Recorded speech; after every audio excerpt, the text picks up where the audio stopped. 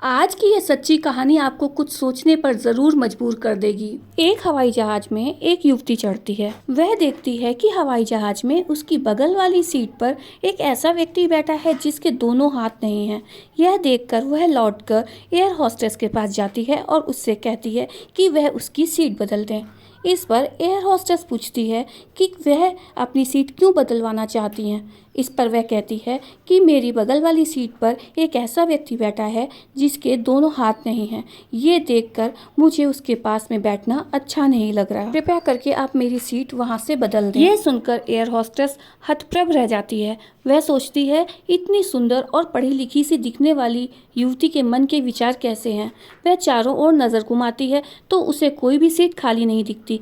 वह पुनः एक बार उस युवती से अपनी सीट पर बैठने का आग्रह करती है, लेकिन वह युवती नहीं मानती।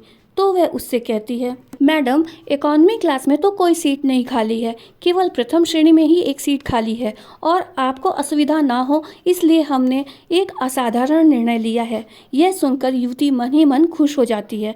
अब एयर होस्टेस उस व्यक्ति के पास जाती है और उससे विनम्रतापूर्वक कहती है, सर, क्या आप प्रथम श्रेणी में जा सकते हैं, क्योंकि हम नहीं चाहेंगे कि आप एक अशिष्ट यात्री के साथ यात्रा करके परेशान हों।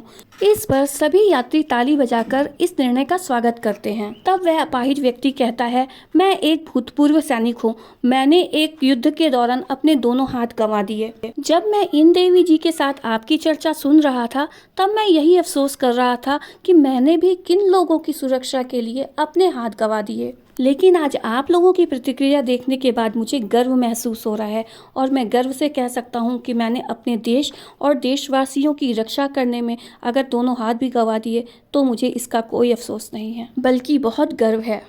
और एक बार फिर से विमान में तालियों की गड़गड़ाहट गूंज जाती है और वो लड़की शर्मिंदा सी जाके अपने सीट पर बैठ जाती है। साथियों, हमें अपने देश के सैनिकों का सदा सम्मान करना चाहिए, चाहे वो सेवा में हो या ना हो, क्योंकि उन्होंने अपनी प्राणों की बाजी लगा के ही हमारी रक्षा की है। जय हिंद, जय जवान।